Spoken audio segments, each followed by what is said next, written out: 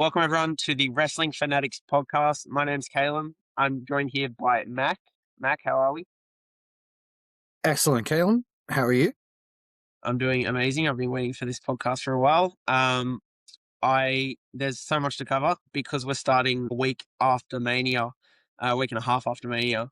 We kind of can't skip all the Mania stuff, so we're gonna go over the Mania stuff. We'll go over the Raw and SmackDown. So we've got a lot to cover, so we'll dive straight in. But first, we'll introduce ourselves. I'm Caleb. We both have West Tigers pages. That's a sport in Australia, National Rugby League, and it's a team that we both support. We both make content for NRL, and we have a passion for WWE, so we're making content here too. And yeah, I post clips on my TikTok and Insta. I've been streaming for the last year, reacting to all the WWE shows that I can watch live. And you commented on one of the posts saying we should start a podcast, and then boom, 5 days later, we've already started a podcast.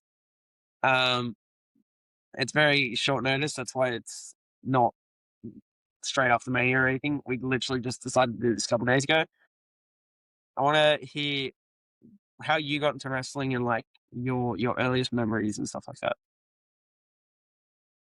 Thanks, man. My first ever memory of wrestling was when I was about 4 or 5 years old watching WCW back in the early 90s. I remember watching a match between Sting, who I believe at the time was Surfer Sting, and Vader, which, as I found out later in life, was the main event of a War Games pay-per-view. And I remember there being 3 rings next to each other. And I remember for the longest time being confused as to why there was 3 rings, and then finally figuring out later in life it was because it was at the same event as War Games. But yeah, I've been watching wrestling. 3 rings. Did they have 3 rings back then? War Games, don't quote me, I'm pretty sure, again, I said I was 5, but I'm pretty sure War Games was in 3 rings. I didn't know that. Could have been. Might have been 2. Might have been 2. Don't quote me. My 5/6-year-old brain might just be misremembered. But yeah, aside from that, when I was really young, I guess like I watched wrestling a little bit, but I didn't really develop like, you don't really get like super sweaty over things until you get a little bit older. Yeah, when we got pay TV and I could start watching Raw every Tuesday night, I think it was at 8:30 at the time, around end of 97. And that was when I really started to get caught up in it. I was lucky enough to kind of watch the entire Attitude Era as a young fella. Me personally, I'm a lot younger. I was only born in 03, so I started watching, I'd say like 2010. The only real thing that I remember watching vividly remembering is the Nexus feud, because I was a big John Cena fan, and I remember literally all of that Nexus feud and like watching them all debut and tear up the ring and choking poor Justin Roberts, and I was like, who even are these guys? I just thought it was crazy, and then they all like 8-on-1 attack John Cena, and I'm like, he's defenseless. And then when he formed Team Cena, I thought that was all like, I loved it when that was like one of my favorite parts of the whole thing. And then when he got fired, and then he walked past the entire roster and stopped at Randy Orton. Like, that's what I remember as a kid. That was like the big feud for me. And then I kind of stopped watching for a very long time, like 10 years, because I didn't have Foxtel anymore. So then I randomly, like, my mate invited me over to watch the 23 Rumble, 2023, where Cody won his first one, and I fell back in love with it ever since. That Rumble specifically, I only watched the men's Rumble, so I didn't even see like the Sami Zayn turn on Roman or anything. I only watched the men's Rumble that day, and Gunther started it, and I was like, who even is this guy? I haven't watched him in 10 years. Who the hell's Gunther? And then I didn't even know he was a heel, and I was cheering him on the entire Rumble. And then when Cody comes out at number 30, and my mate's telling me like, oh, he's the biggest guy in the company, I was like, Cody Rhodes, what, the mid-carder from 10 years ago? And everyone's like, no, he's just come back. And I had no idea what the hell they were talking about. I didn't know AEW existed. I didn't know anything like that. But yeah, I was cheering Gunther to beat Cody. But now, yeah, like, it's the last 4 years I've consumed so much wrestling. Just catching up on the 10 years that I missed, and the time before I was even born. So I'm pretty well versed nowadays for someone that's only watched a few years. So I'm excited to do this podcast. got a lot to cover today, so I think we should jump straight into it. Well, yeah, let's talk about the post-WrestleMania releases first. So there's quite a few there, some surprising names. I'll just quickly run through the names. Kairi Sane, Aleister Black, Selena Vega, White Six, all gone. Motor City Machine Guns gone. Alba Fire, Zoe Stark, Santos Escobar, Apollo Crews. For me, Kairi Sane, the biggest surprise there. How did you feel about the releases? Kairi Sane, I think, is the biggest one in terms of the fact that she was literally mid storyline and a key part of the storyline. Like it felt weird, like it felt unnecessary. I don't get why they would make her such a key part of the storyline just to axe her before the payoff. And so now Io and Asuka, they're going to continue feuding, but it's not going to hit like it could have. Personally, the one that hits me the most is Zelina Vega. Um, when she was getting the world title match against Liv, and they gave her mic time, then she was perfect. She was unbelievable, and she was so good on the mic. She was honestly beating Liv in the promo battles, and then they gave her the US title, and then just gave her no mic time, and it was like, and then she botched like one or two matches, and everyone was like, "Ah, she was a terrible US champ." They just booked her terribly. So I loved Zelina Vega, and I'm kind of mad that they like just screwed her over pretty much. Her last like few years. So Black is another big one. Is He was also kind of like mid storyline, kind of.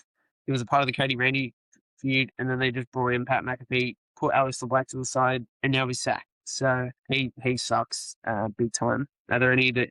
What do you think about Kyrie specifically? You said she was one of your favorites. Yeah, I saw on Reddit today, apparently, I don't know how much truth there was to it, but apparently she wanted to go home to Japan. Again? Yep, again. Yep. So I think that might explain it, at least, kind of, because the rest of them were, I mean, yeah, Aleister Black was kind of, in and around that program with Randy. And also, I think that they were building to something with Sami Zayn with him too, that never really got paid off. I think, this is just UE at this point. They kind of have to do this because, they've got call-ups to make. They've got to keep turning over the roster. I think that, for me, I think maybe the Machine Guns probably the one that's probably the most disappointing to me, because I just really think that they could have been more. I actually was kind of thinking that they were maybe building to an Alex Shelley heel turn. I noticed during the Gargano stuff that they'd been doing on SmackDown, he was, maybe a little bit like, he was a bit too sympathetic towards Johnny and stuff like that. I thought that maybe they could have like potentially done some Alex Shelley solo stuff, because he is a former TNA World Champion. He is a pretty good solo wrestler, and I think he would have done pretty well on his own. But speaking of call-ups, there are heaps and heaps of them, and not just call-ups. Just before we started recording, I saw the NXT, and we won't go into detail about NXT, but saw the NXT highlight of one Evil, former IWGP Heavyweight Champion from New Japan Pro Wrestling, has now officially debuted as a WWE superstar, seemingly challenging NXT Champion Tony D'Angelo on his debut, which, big move. Not 100% sure if the track record for Japanese superstars coming over to WWE says that he has too much long-term prospects, but interesting nonetheless, and I think a good injection for NXT, because NXT is losing quite a lot of talent to the main roster, namely Ethan Page, Joe Hendry, and Ricky Saints, which is pretty much their entire main event. And then on the women's side, they're losing even more with Sol Ruka and the entirety of Fatal Influence already being called up, and Blake Monroe and Route to SmackDown. To me, this is the best list of NXT call-ups I've seen as a batch post-Mania, especially if you incorporate Obo and Trick and Javon into it, because I think they're kind of all the 2026 class, I guess you could call them. Lash Legend. Yeah, I mean, it's an amazingly talented group, and it really does feel like the start of a new era, because we've seen the recent retirement of 3 of the greatest in Cena, AJ Styles, and now Brock Lesnar, which we will talk about a little bit more. And I think I might even be forgetting somebody. Didn't Gunther retire somebody else? But Goldberg, but like I don't really care. Goldberg. He Yeah, wasn't. let's not count Goldberg. And I think, to be honest, I'm kind of getting retirement vibes from Punk. I don't know how much longer he's going to stay. He's 46 years old. I feel like he might have one more year in him. Rey Mysterio's got to be going close to the end. Randy Orton, he's sort of chasing his legacy title at the moment. Within the next 12 months, we might even see those 3 gone and more. And these new NXT stars are all very talented. Tell me how you feel about these most recent call-ups.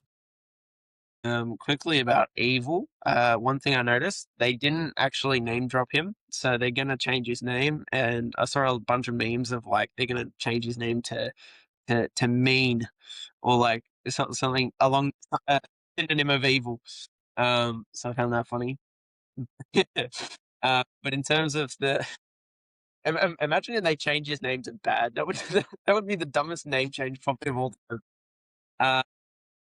And there's been some pretty dumb names at WWE that worked out, but I remember when they first debuted Edge, I was there, right, when they first debuted Edge, and I was like, what the kind of name is Edge? What is the edge of? Like a table? Like, anyway, carry on. I think the call-ups, like every year they call a bunch of people up, and then NXT looks so dire and like lacking of talent. This year, I do think the men's roster is going to be hurting, but the women's roster looks fine. They've still got so many banger names down there in NXT for the women.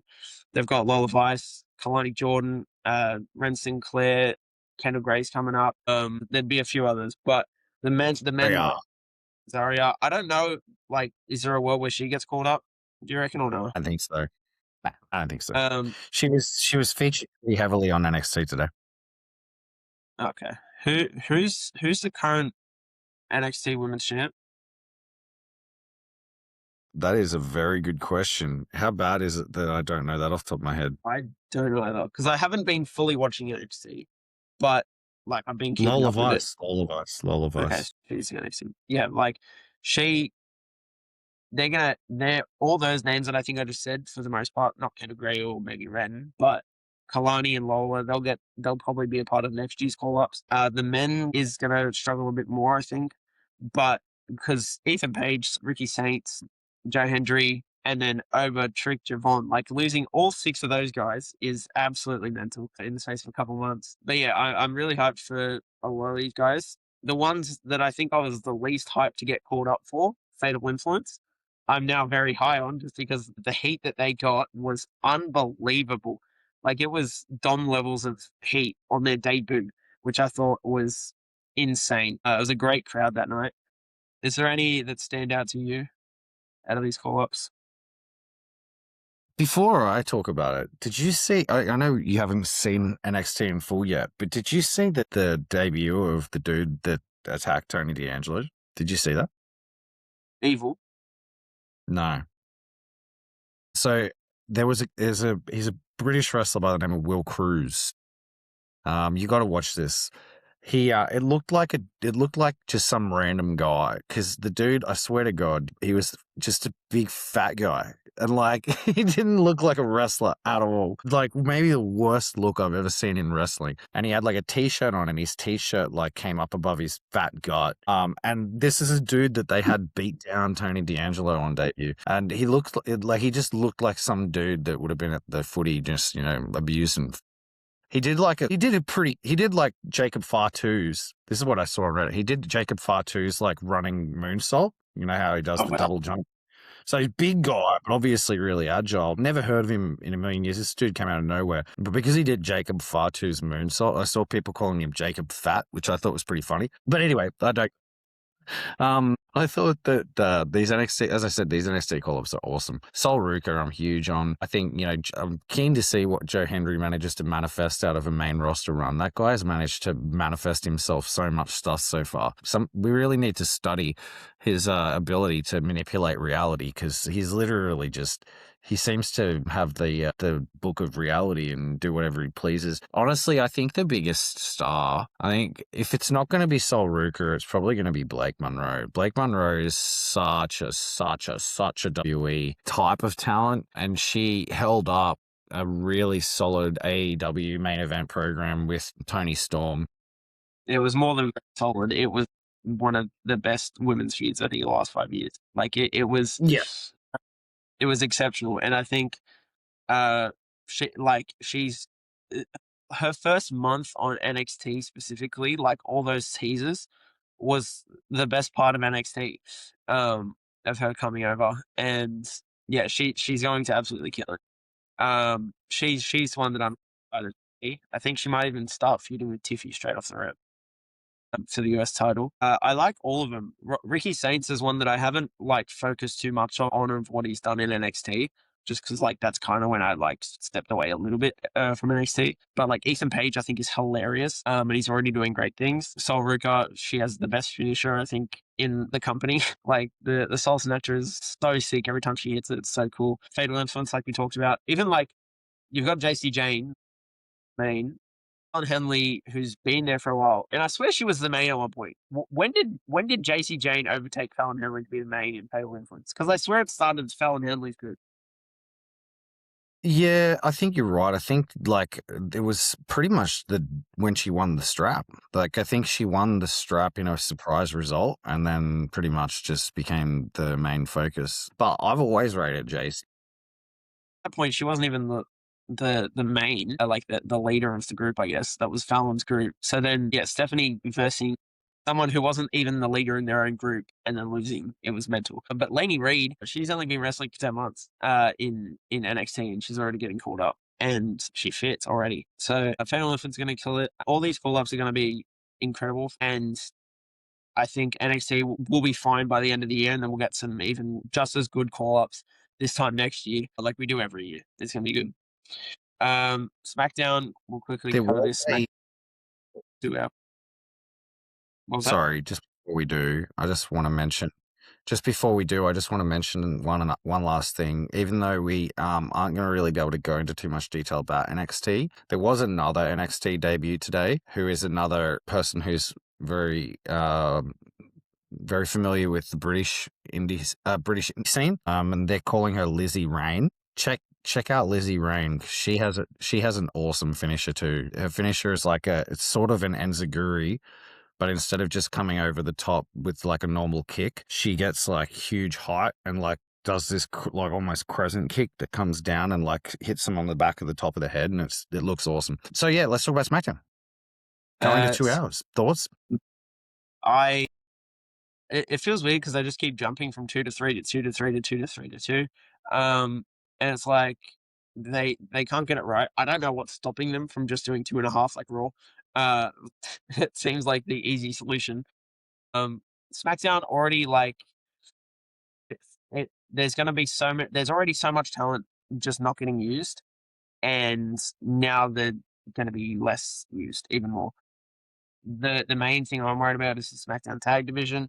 It's already quite struggling. Like even though it was really good a few months ago, it's struggling again.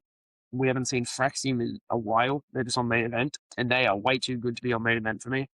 And now we're even less likely to see them week to week now. Yeah, it's gonna, and I don't think it's gonna like be less ads. They're still gonna get their ads in, so we're not gonna be just like making it a tighter product. So I think they just need to put it to 2.5 hours. I don't know what's stopping them from doing that, but yeah.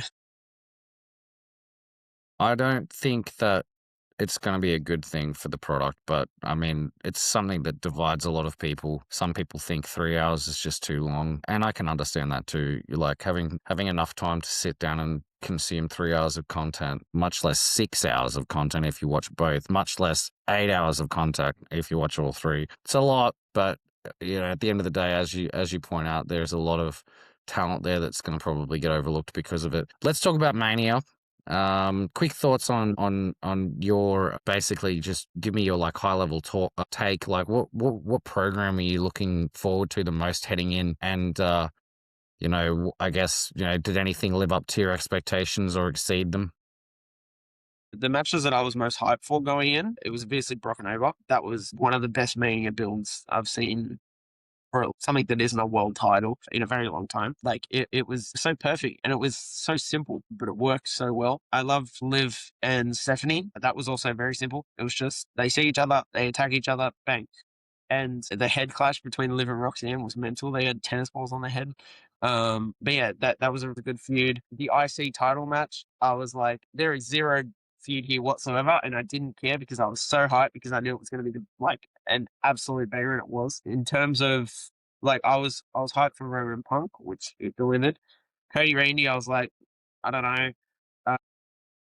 I felt weird that we weren't getting Tiffy on the Mania card, but we got her on SmackDown, and she's my goat, by the way, in case you just didn't know. Tiffy's my goat. So I was bummed to not see her on the Mania card, but it's fine because she won the US title. We'll get into that later. All the celebrities, everyone hated the celebrities, but I didn't mind them. Pat McAfee, everyone hated him the most. To me, he wasn't that bad. Like I thought every promo he cut was really, really good. And like he was a really good heel manager. It just felt weird that firstly, Aleister Black nowhere to be seen. They had 20 years of history, didn't use any of it. It was literally just something about we need to bring back the Attitude Era. Meanwhile, Randy is not from the Attitude Era; he's from Ruthless Aggression Era. So that made no sense. And it just could have been way better, but I don't think Pat was that bad. He just like it just felt so out of place. Jelly Roll, he can cut a mean promo. He is so good on the mic. It's actually unbelievable. He's better than like 80% of the people on the mic. It's actually insane how good he is cutting promos. Speed, I knew he was going to do something crazy at Mania. That's all I want. Like that's all I cared about. He fit so well in that storyline. Louis Yachty, he's sticking around, which is good. He wasn't getting too involved. He was just kind of like on the side, enough involvement that we needed. Having all four of them combined did kind of feel like a bit too much, but I didn't hate it as much as most people did. What about you? Yeah, I mean, I think that most of the celebrity involvements were fine. I think that it was probably just a bit too much overall, which kind of soured everybody on everything. I thought that iShow Speed was entertaining the entire time. I really loved the parts when he was cursed by Danhausen and how he was playing that up on his own streams and everything like that. That sort of celebrity involvement is cool. And Jelly Roll, I feel like they push Jelly Roll a bit too hard. Like, they kind of push him as almost a worker. I don't really like that. Like he's like a type 9 diabetic in recovery. Like, do you really think that he's going to be able to beat Kit Wilson in a wrestling match? Like I know Kit Wilson's not supposed to be like a main eventer, but like there was a period of time where he was a legitimate tag team wrestler, like, and some Nashville singer comes in and gets a pinfall over him. I don't really like that very much, but Pat McAfee, I just feel like they butchered the whole Randy and Cody program entirely. Then I think that, people kind of got the sense that that phone call was going to be like some kind of like crazy surprise to maybe try to like recover the program. So people were putting a lot of hope and dreams in it being somebody amazing to like bring some hype to it. And then it being like Pat McAfee, as CM Punk referred to him as, just, it was on a hiding to nothing. I like Little Yachty didn't really do anything, but like I think that he worked really well with Trick. Just sort of, it's kind of weird with Trick because I feel like the crowd loves Trick. Like he's been over as a face since he arrived, but they've been trying to book him as a heel. I guess it adds a bit of intrigue that Sami Zayn's kind of like still trying to be a face, even though he's kind of a heel. And I wonder what they're actually planning on doing with that, because it does feel like in the medium to long term that they're going to try to give Sami Zayn an underdog title win. But right now, considering how the crowd feels about him, giving him an underdog title win would like everybody vomit. But maybe that's the point. Maybe he gets the underdog title win and he like celebrates like Mankind on Raw in 1998, and the crowd just hates it so much that it turns him heel. Like in that way. Anyway, let's talk about the matches one by one. I'm going to give you the mic because we've got so much to get through. Start off with your appraisal of the Vision and iShow Speed match. It was quite good. Every match, by the way, was too short except the main event. But there are some matches that I'll tell you which ones I think really struggled with the lack of time. This one was fine with the lack of time because they had more time after the match ended to do this whole speed spot jumping to the outside. I think it was done perfectly. Having Logan put speed onto the table and then they just role reversal, put Logan on the table and have speed go up to the top. And yeah, I knew speed would do something super cool. And because I'm a big fan, I watch a lot of Logan and Speed on YouTube just in general, not outside of WWE. So I loved seeing them do that. And the dive, it's just insane for an outsider to be doing that and being the one on the, doing the jump rather than how KSI got splashed and he was just lying down and Logan did the work. This time Speed does the work. It's actually mental what he's done in just these couple appearances that he's had. Yeah, the match overall, it was the right winner. I'm happy with that. We'll move on to Jacob Fatu versus Drew. I think it was a good match. It was fine, but I expected more because their build was really good. And I think that's one that I think needed a bit more time to cook. Drew's little I love Drew, how he just continues to grab a phone and find a way to tweet or post something mid-match. And he develops it every year. It's really cool. I think next year he'll probably go live or something for 30 seconds. But yeah, the match I think needed a bit more time. My highlight for night one was Paige returning in the women's tag match. I'm just surprised they put the belt on her and Brie so quickly because I originally thought the Bellas were going to win going into that because they need to be tag teams at some point. They are like the original women's tag team, kind of. So I feel like they need the belts eventually. But when Paige was wrestling instead of Nikki, I was like, they're not going to give Paige and Brie. It's like just a weird oddball pairing. Like, obviously, they have their Divas history or whatever. But I was like, if you're not going to put it on the Bellas, I think you should be putting it on Lyra and Bailey. So I wanted them to win that match, but then Paige winning, I was like, okay, we'll see where this goes. I think it'll there's a lot of ways that this can go with Paige and Brie being the tag champs. Is Nikki going to turn on them? Is Nikki going to turn on one like Paige or something? Where that's going to end up going, I don't know. Do you have an opinion on where you think that's going to go?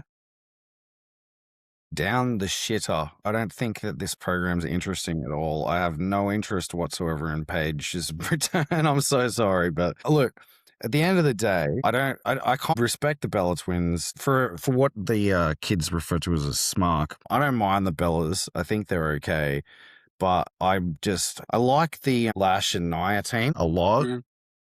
I like the Charlotte and Alexa combo too. The only thing that I like about, I suppose, the women's tag division generally is that it's kind of all main eventers, just like that don't have much else to do, which kind of makes it strong in terms of in-ring and in terms of the promo battles and stuff like that. The Bellas are the weakest of all of the teams already, and now it's like some hobbled together Brie, Bella, and Paige team who have like no history. Like, it's just not about it. And on that subject, and just before you go on, I just want to like quickly mention, I feel like that the way that WWE is booking Drew McIntyre is absolutely disgusting. Like, looking at how much they butchered the Orton and Cody feud, couldn't they have just run like Drew McIntyre, Cody Rhodes, and Randy Orton as a triple threat with Drew as the like heel champ and Randy is a face and Cody is a face? Like, would not that have just been a better program?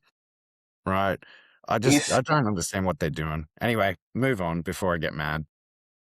Well, I do think if they did that, then you should probably also add Jacob Fatu to make it a fatal four-way. But I think having them have two separate matches was good. It's just Cody Randy should have been better. Like, that's what it was. Cody Randy being the main event. Like, if Drew and Fatu were in that match, it doesn't main event. And like Cody Randy is the dream match that everyone wanted. So they just needed to do that better, in my opinion. I do think Drew, he just tends to lose all his feuds. Like, he lost his feud against Punk. which put him over though. He lost. He won the title, and it was a shock, but he didn't end up holding to Mania, so it was kind of like half pointless. And then loses to Jacob Fatu, who's now facing Roman, which I'm kind of surprised. Like, why Jacob Fatu isn't just gone for Cody? When did Jacob even get a like? He didn't really get a proper chance at Cody. I don't think he might have had one match. But it's like that you were in that division. You beat Drew, who was your other kind of contender to that title, and then he just moves over to Raw and goes after Roman. That's what I kind of don't get with Jacob Fatu. It's like why would you not go for Cody? I don't fully understand it. Uh, but I guess they're just trying to do the bloodline story, I guess, which we'll cover a bit later. Yeah, we'll move on. Becky wins the IC title for a third time. It's always great to see Becky with the IC title. It's just, I'm kind of like, I thought AJ Lee would win that. She's already now going to have a break because she's not full time, I guess. But like, I don't know. I think I wanted AJ to win because I was like, Paige could lose the tag titles and then you could just run AJ and Paige. AJ literally had, there's so many dream feuds and she's already left. But Becky holding the IC title, she's just put over Maxine. And then I love Becky, like what she's been doing. Sometimes it's cringe, but usually it's quite good. And even when it's cringe, I think it works for her sometimes. I don't know, kind of sort of. But yeah, I like that she's champ, and I don't know if Jessica Carl's going to screw her over again. I'd like to see because Jessica Carl was training to be wrestling at one point, and she had She's a like wrestler. She wasn't yeah, training. She was literally a wrestler.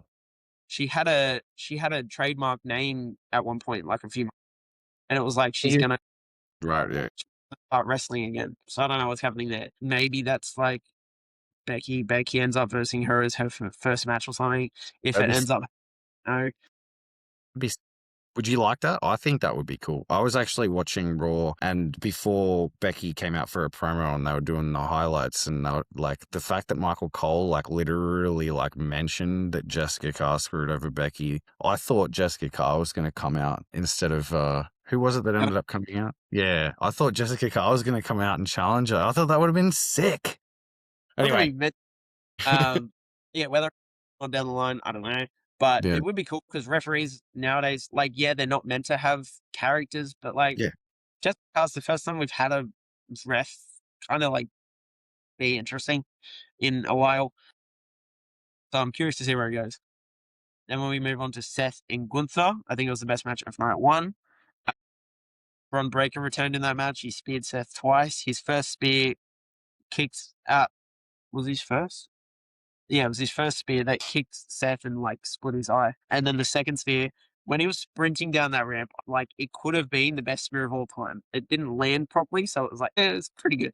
But like that had so much potential, and I was so hyped for that to like. Yeah, I was like watching him sprint down. I was like, oh my god, oh my god, oh my god, and it just didn't land. But it still was a good spear, but I wanted it to be like Carlito spear levels. I think he tripped at the bottom of the ramp. I think that's what happened because it goes and then it flattens out a bit. I think that's where he kind of stumbled and it screwed up a bit. But yeah, Seth Gunther, despite having like basically no build, it was a really good match and I knew it would be.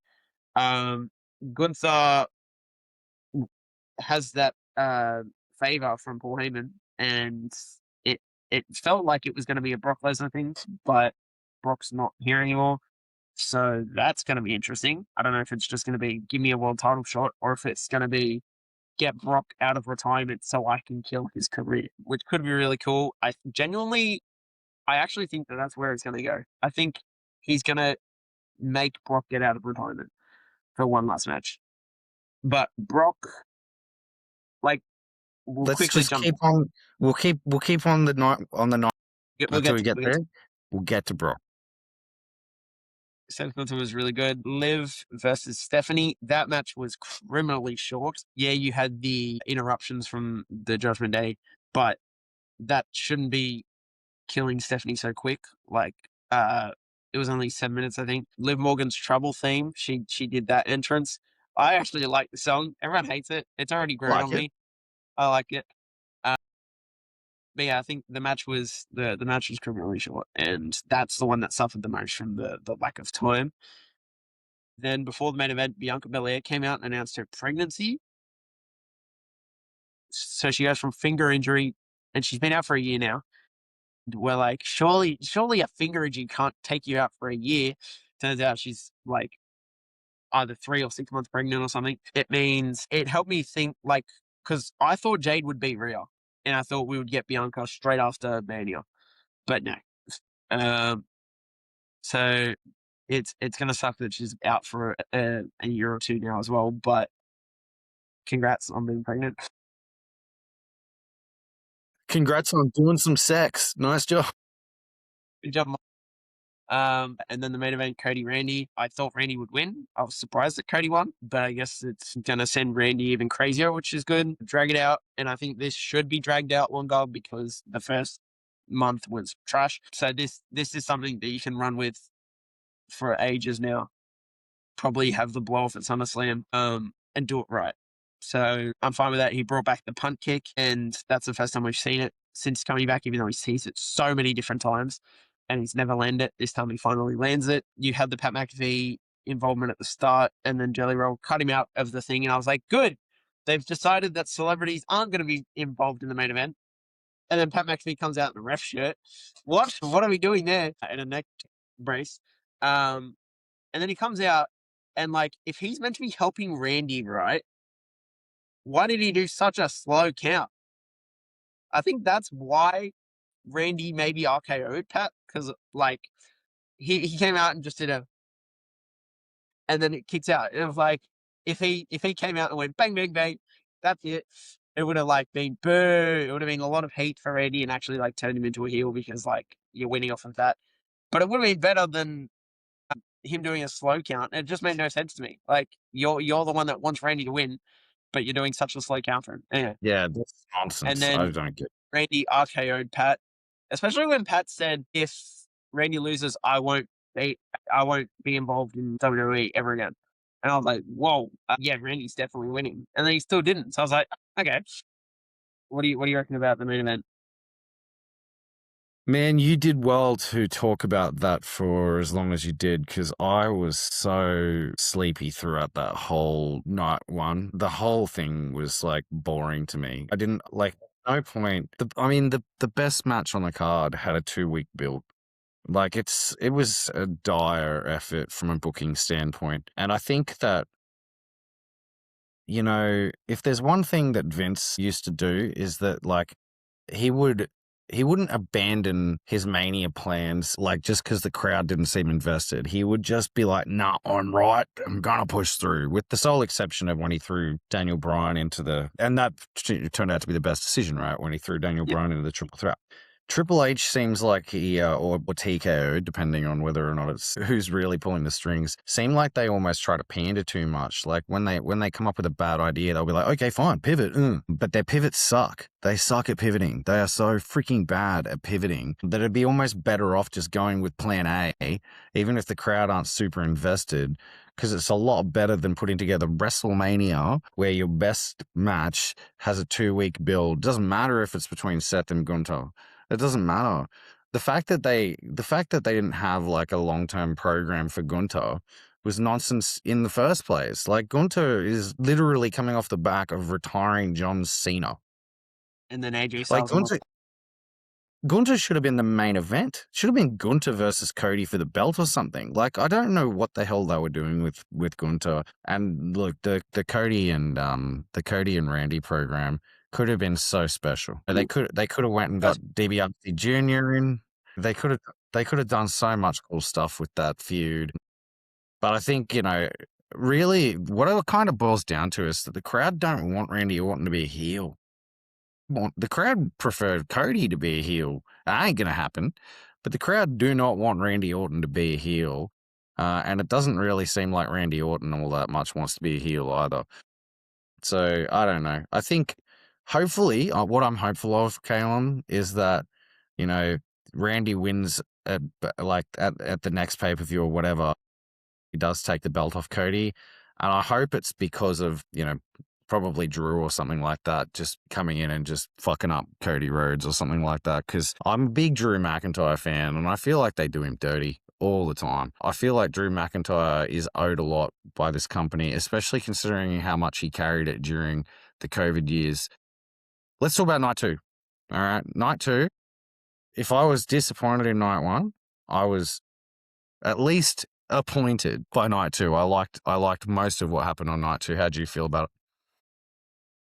Night 2 was definitely better. I don't think night 1 was that bad. It just like it That's your felt opinion. because a lot of disagree. I'm in the minority here. Yeah. There was nothing. I didn't leave Mania going, that was a terrible booking decision at all for any match. I think everything was at least okay. Like I'm like, yeah, that works. I would have rather this, but this works. But for the most part, everything I was like, that's a good booking decision. That's a good booking decision. The problem isn't the booking decisions at Mania. The problem is the Mania card in the first place. The card itself, I didn't think was bad. I thought the card was good, but the build sucked for the card. Yeah, that's what I mean. Yeah. But even like, it didn't feel like a Mania to me. It felt like a SummerSlam. It felt like a 2 nights. And that's what my problem was. Like, there wasn't enough shock factor. Like, the only shock for me was what started night 2, and it's Over versus Brock. I was not expecting Brock to tie out whatsoever, but we'll get to that in a second. The feud was perfect. The match was short, but it was okay to be short because, if anything, it puts over more that it was short. To stand up from the F5 to then put him in the big choke slam. Yeah, it was perfect. It was done. Literally everything from top to bottom was done perfectly. But then the retirement, that's biggest shock moment of the entire Mania. Because I did not see it coming whatsoever. I was 100% sure he was going to wrestle to a SummerSlam. But I left it thinking, good. Like that's the perfect way to end it. Whether or not he does come back for SummerSlam for Gunther, I don't know. But if he doesn't, that's the perfect way to end your career. Absolutely perfect. Passes the torch over. What do you think about Brock retiring? Do you think he's done? I do. I think that the big rumor was that he blindsided the WWE by calling an audible in the ring. That's the rumor. Now, that's crazy if that happened, but it's WWE. Crazy stuff like that happens. So it is believable. And it's Brock. Brock kind of, does whatever he pleases. I think that Brock probably, it's believable to think that Brock was like, we don't need Gunther to get the rub off Brock Lesnar because he's got the John Cena rub and the AJ Styles rub. This Oba guy, he needs the rub because he's the next big thing, right? That's believable. And obviously, they're trying to build Gunther into something like historic. But what they have in Oba, I think Oba and Gunther, like they're on a collision course, right? And I think that, if that is the case, I think Brock made the correct decision. Look, Brock's a genuine, authentic guy. If he made that decision, like if it was up to him and he made that decision, he doesn't strike me as the sort of guy who will just, flippantly change his mind and come back for a retirement tour after retirement tour. Obviously, if the Saudis decide to give him, a wheelbarrow full of gold bullions or something like that, everyone's got a price, as the $1 Million Man used to say. But yeah, I personally, I don't think we're going to see Brock Lesnar again. That's my take. I don't think it's going to happen. I think the WWE will probably try, but I don't think it'll happen. I think he's done.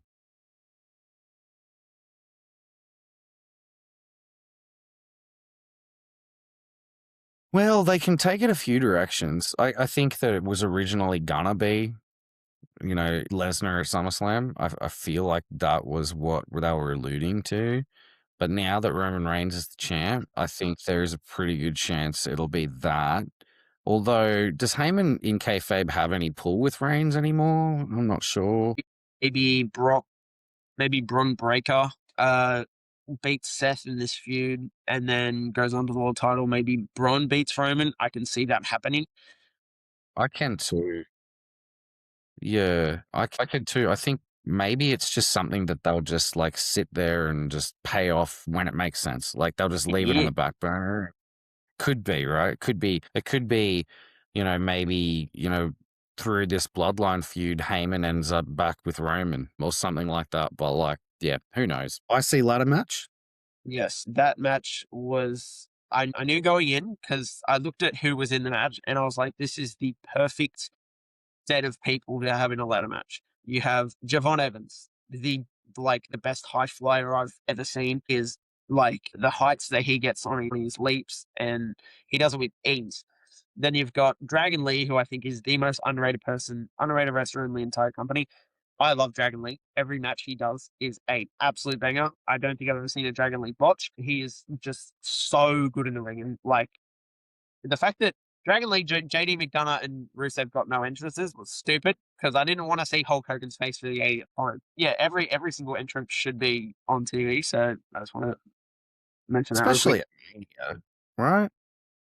And did you see Dragon Lee? Dragon Lee had the crazy cool dragon. Like full wings, and you can't even see him. Like, what was the point of that? It's stupid. But yeah, then you had JD McDonough who can sell his ass off, and he's just a really good worker.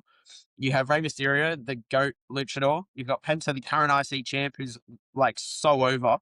And then you've got Rusev, who is nothing like the other five guys. He is just an absolute monster. And I knew that he would like gel well with the other five because you need a big man, and he was perfect for it. So I knew going in that the match was going to cook. I think it could have been like one of the greatest ladder matches of all time if it was longer. Again, we sacrificed that just to see Hulk Hogan's face, but the match itself was still really, really, really good. It was still probably my favorite match of the whole Mania. I think I liked it more than Roman Punk, even though Roman Punk was probably the better match. Because I'm a lover of spots. I love my spots. The cutter to Rusev off of the ladder was my favorite. There was one that the bridge to the announce table, it split open, and then I think it was Rey Mysterio. I swear he nearly knocked himself out. I swear his head collided with the rung of the ladder. When it split, he just went bang and like smashed his head open nearly. It looked like it. I don't know how he didn't because it looked brutal. But yeah, that was just crazy spots. It was brilliant. Every year should have a ladder match, in my opinion, because they cook every single time. What are your thoughts on the ladder match? Brilliant. Definitely my favorite match of the entire Mania. I'm a sucker for mid card ladder matches. Love those spot fests, man. TLC is probably one of my top 3 matches of all time. I think that I agree with you. I think there should always be a ladder match at WrestleMania. Should probably almost always be an Intercontinental title ladder match too. There's just something about the Intercontinental title at the top of the ladder that's, just, I don't know, it's nostalgic. It's brilliant. I love it. I'm a massive Javon Evans mark, but I'm also a huge Penta fan. Penta's my current favorite person in the entire WWE. So I love that Penta's getting a push, and I love the treatment that he's getting, and I love that the crowd loves him because he deserves it. He's toiled away for a very, very long time across a number of promotions, and he is very, very good. I can't wait to see what WWE does with heel Penta because he works heel way better than he works face, and he's doing really, really well as a face. We have so much to get through, and I know that the listeners are probably like wanting us to go deep on every single thing, but we still haven't even got to Raw and SmackDown yet. So let's move on to Trick and Sammy for the US title. I love this feud. I love this feud. I love what they're doing with Sami Zayn. It's intriguing. I love the way he's reacting to it too. It's really working for me for some reason. But my gosh, what a star Trick Williams is. Yeah. Pairing him with Liliotti, being his Booker T for his entrances and stuff. His entrance was sick, having his thing on like a roller. And anytime someone would touch it, he'd turn around, he'd notice instantly. He's like, don't touch my coat. Yeah. But then we get Yeah. the feud. I do think Sami Zayn winning the US title off of Mello was the right call. I actually do think that was the right call. Because yes, you could have had Mello and Trick, but you can get to that next year. You can get to that soon. You can get to that whenever. Having Semi, everyone hates Semi. They knew that everyone would hate Semi, and like you're teasing the heel turn, and people are already sick of him and stuff like that. So I think it was the right call to have Semi beat Carmelo. I thought Carmelo would get involved in the match. He didn't. I was surprised by that. But then, yeah, having Sami be the heel, but he's like, no, I'm a good guy. Why do you hate me? And I think it will lead to Trick being face because Sammy's going to turn heel. Like even on SmackDown when he came out as the gingerbread man, the whole gingerbread man thing was really good. They literally made a song about it. But when he came out as the gingerbread man, I knew that was him. I could tell. I knew. I think I knew when he came out of a separate change room. I was like, that's Sammy. That's 100% Sammy. We'll talk about that when we get there. Focus, Caleb. Trick and Sammy, the match itself was pretty good. Trick winning was obviously the right decision. That's pretty much all I have to say. Okay, next, Demon Finn beats Dom. Demon Finn, I think the build kind of sucked specifically for them too. Like Judgment Day, they've got so much history. They've had like 3 years, 4 years, and they didn't really do much from the Should have time been a blood feud. Hey, should have been a blood feud. Yeah. There was like 3 weeks, and they didn't really do enough in that 3 weeks for me. So I don't think Demon is necessary, to be honest. I think you could have just had Finn Dom be the first match in like a trilogy, and then bring out Demon later. I don't think we needed the Demon here. What do you reckon? I agree with you, man. I think that they probably should have pulled the trigger on the Judgment Day split pre-Royal Rumble. Like they needed to build this for a lot longer than they did. Like they could have had them beat down Finn Balor pre-Royal Rumble back when he was like trying to like win the title in the feud with Punk and stuff, and then like had them throw Finn out in the Rumble, costing him a chance in the Rumble. They could have put both Dom and Finn in the chamber and had Dom eliminate Finn in the chamber and just like drive Finn bananas to the brink of insanity and then bring out the Demon. I just don't like the booking right now, Caleb. It's really pissing me off. Like they're just not getting it, and it sucks because like I don't think it's Triple H's fault because like I feel like over the last few years it's been some of the best booking in WWE history, like since Triple H took over the book, and only just recently it's really fallen off. But look, it's nice to see the Demon. My daughter thought it was pretty cool, and I guess that's all that matters sometimes in wrestling, isn't it? As long as the kids like it. The fact that it was pre-announced was also really stupid. It drives some ticket sales. No one's like, it's not really going to drive ticket sales at all. Nah, Who's going to? Should I spend $3,000 on going to Mania? Nah. Oh, what Demon Finn's coming? All right, I'll do it. No, it's not. So why would you announce it? It's stupid. It makes no sense whatsoever to announce this. So yeah, I think the Demon itself was unnecessary. Finn winning. You know what, man? I don't understand what they're doing with Finn because, like, to me, it's like Finn Balor is like a guy who the crowd wants to see win, right? The crowd, like the WWE fans have been aching for a Finn Balor victory. I don't think they've been aching for a Finn Balor personality shift. I don't think they've been aching for the Demon. I don't think they've been aching for Finn Balor to even turn face. They just want Finn Balor to matter. They want the Finn Balor that they've grown to love, who's a little bit of a dickhead, right? A little bit of an asshole, a little bit of a Conor McGregor, right? They that's who they like.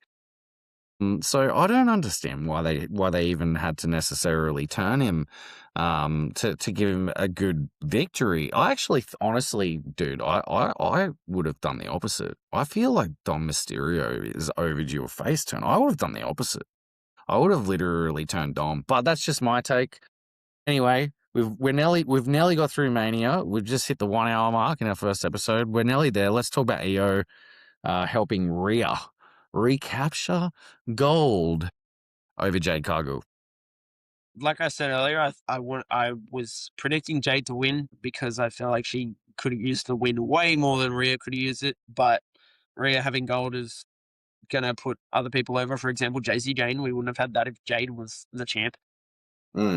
EO helping Rhea. She could have just not been in this by being a part of like an Asuka Kyrie triple threat. I thought that's where it was going. I thought Asuka, EO, and Kyrie would have a triple threat because like Kyrie could like have turned on Asuka, but she could have also just not sided with EO, and just didn't know where to be. A triple threat I think would have worked at Mania, but no. So EO just had to get involved in this. I do think it was Jade's best match, like she's ever had, at least on WWE. I was pleasantly surprised by what she was doing in the ring, and the finish was really good as well. It was the jaded into the riptide. I thought that was really sick. Jay hit a one-winged angel at some point in that match. Apparently, yeah, because I'm pretty sure that's Kenny Omega's move, right? I think. Yeah, originally was referred to as the Ulster Plantation, designed by the Big Damo, Killian Dane. For those who are unfamiliar with who the freaking hell Big Damo is, Killian Dane was a member of the Sanity stable back in NXT Black and Gold years ago. Sorry, continue. Um, Is that stuff that you didn't even know? So that's no, from the I didn't. NXT Dark Ages when you were a lapsed fan. So there you Yeah. go. Maybe as we as we go on, I can catch you up to some of them, like the lore that you might have missed. Yeah, sprinkle in some of those kind of things. But yeah, I think I was pleasantly surprised by the match because I went in thinking this is gonna suck, but it didn't. So it was good. Also, Meechin and BFAB, I did kind of like their involvement. I actually did like it. It made no sense to start, but I I liked thought, it. yeah, I've never been a big fan of Meechin that much. Like she's fine, but I think sometimes all she feels like is Miss Kendo Stick Girl. So I don't know. Booking doesn't do her many favors at times. I Yeah, agree with you, but like I think Meechin and BFAB are both good promos and they're good in the ring. And I think that if they can just give them a program that takes them seriously, they might have something, especially BFAB. yeah. Now we move on to the main event, Roman Punk. I think this had a good build. It was questionable sometimes, like why. I don't get why Roman didn't bring up Larry. It was literally right there. Why the hell? Why did it not happen? It killed. It kind of like made me slightly less. CM Punk probably like said, "Nah, Larry's off limits," But then why is he bringing up Roman's dead dad? It's like because CM Punk's an asshole and he does shit like that. I know, but I don't know why he couldn't bring up Larry. Like that's all it had to be, and I would have cared about this match even more. Can you imagine if he did though? That's like, I mean, that's just it's Larry, man. Like, I right? know, but like I that's don't think how you maybe build Roman heat. Reigns is secretly trying to portray himself as a dog lover. Maybe the fact that he didn't bring Larry up is supposed to be like, giving you headcanon that Roman Reigns likes dogs. Probably, I guess. But yeah, the match itself was quite good. They actually gave it time. I think the next longest match was like half as long as this was. This went for 33 minutes, I'm pretty sure. And the next match was probably Cody Randy, I would guess. And way shorter. It helped having only 6 matches on this night. One thing quickly we forgot to mention, Danhausen's segment. I thought everyone said it was like a really, really good Danhausen segment. I was like, this is just kind of a bit weird because like we're using the midgets again. Like, what are we doing? But same plan. Like it was a good segment. I don't think it was Danhausen's best segment like everyone else was hyping up to me. We also got Blimphausen's, so that was cool. Apart from Blimphausen's, the whole thing about Punk was like, I'm gonna bury you next to your dead dad. And then Roman's like, you're old. And I was like, what are we doing? Like, this could have been, yeah, I'll bury you next to your dead dog, Larry, and then Punk loses his mind. But no, we just had, you're an old man. Meanwhile, he's only a couple of years older than Roman. Like Roman's in his 40s too. So it just didn't make sense to me, but whatever. But then, I don't know, man. Like, because I think that, like, it's pretty obvious that CM Punk's, like, material was just designed to piss Roman off. Like, and it didn't really mean anything because, like, both in and out of kayfabe, everybody knows CM Punk is actually down with the Samoans. He had a good relationship with all of the Samoans. I think he even told a story about that at one point during the build. So it was sort of like obvious to anybody paying attention that it was just a jab, like it wasn't real. Whereas everything Roman said was like Roman just speaking his truth, like about how he felt about CM Punk, like, CM Punk, always being the guy who thought he was better than he was and, never giving anybody else respect for anything, but thinking he was the best in the world and stuff like that. So even though it was really like harsh in that way, it was also like, if you really think about it, it's something where Roman would have been like, you can say whatever you want, but at the end of the day, what I'm saying is true and you know it. right? So from that perspective, I think it was pretty believable. But look, I thought that the whole build and the match and the aftermath so far, it's the best part of WWE hands down at the moment, and it's thankful, because if they butchered that, Oh it yeah, would have been one of the worst Mania seasons ever. yeah, that's fair. If the match wasn't good, it would definitely be one of the worst manias. Just because, like, it did save it enough for me for it to be a decent mania. Like, compare it to the last 3 years, it was like, yeah, the last 3 years have had like insane surprises and big matches and stuff like that. This year felt flat compared to those, but I don't think it was bad.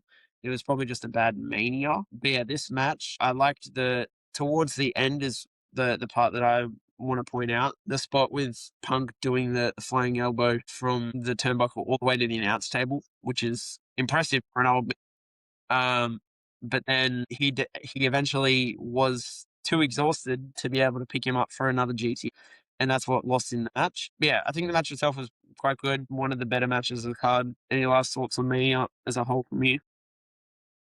I think that, yeah, just generally, night two was great. I think night two had all the best programs. It had all the best builds, all the best feuds, all the best matches. I think night two was fine. You were saying, overall, it didn't really feel like a mania. I think night two felt like a mania. I just think it was held back really by night one. Yeah, overall, I'm grateful CM Punk got his WrestleMania main event.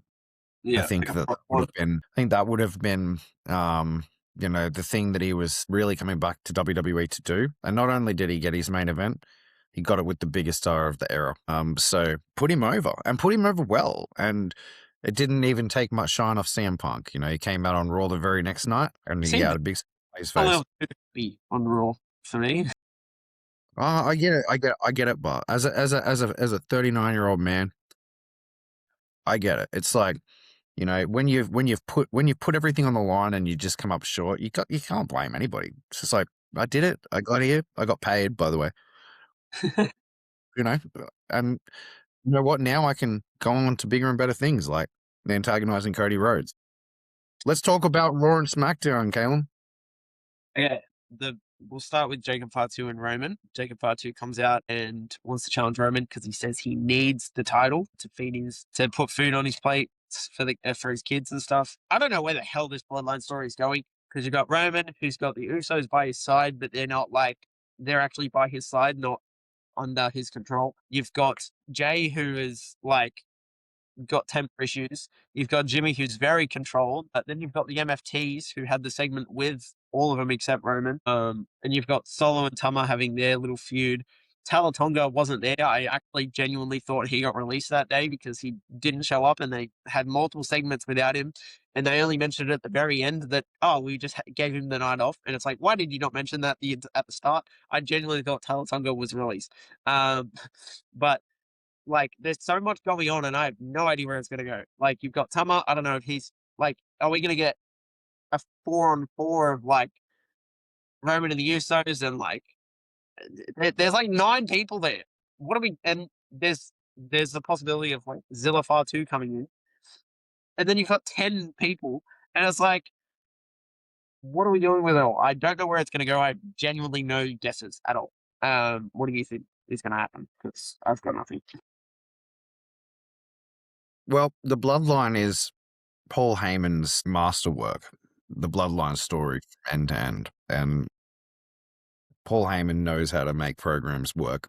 So whatever it ends up being, I'm confident it's going to be intriguing. I've liked it so far. I love the idea of I think where I think it's going to go is that, imagine the Usos as characters that have sort of graduated into being Roman's peers, right? So don't think of them the same way as what they were in OG Bloodline, where they were, kind of just his bitches.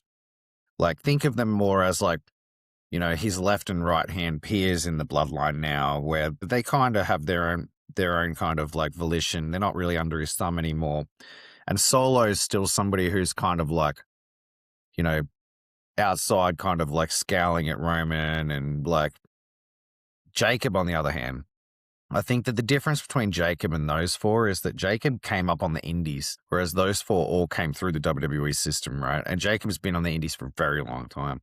And he alluded to that on the most recent episode of Raw as like a thing that makes him different. So where I think it's going is I feel like that it's going to be all of them versus Jacob. With the exception of the MFTs, I think the MFTs are going to break away from Solo. I think the Tama Tonga thing has been implying that. And I think the fact that Jacob was using the Tongan death grip is a bit of a nod to that. I think that it's going to turn out that you know, he's a little bit aligned with the Tongans. And yeah, I like it. I think it's going to be a long story. I think it's going to be a long story. I can see a lot of other characters weaving in and out of the story. I think that, you know, Gunter's probably going to play a role in the story at some point, as we kind of talked about before. But I think that the story that they're going to largely tell here is, you know, basically what happens when a member of the bloodline isn't really, you know, brought up with the bloodline and doesn't understand the bloodline. You know, he was out on the outside the whole time, so he just doesn't understand the culture, doesn't get the customs, doesn't follow the suits, and you know, it's gonna be the bloodline trying to deal with the fallout of that. And Jacob, you know, at the same time proving to be, you know, a main event player, like a strong competitor on a level pegging with them. It probably ultimately ends up with Jacob beating Roman sometime down the line and earning his respect. Like, I feel like that's the payoff in the long run. I just thought an idea. You also talked about how them four were WWE and Jacob was indies, but so were the others. They were also all indies. I could see a world, instead of Thomas splitting off from the MFTs, he becomes the new leader, kicks out Solo, and then Solo's left to like, I've got no one, Jacob. And like one thing with Jacob, on SmackDown, he's like, to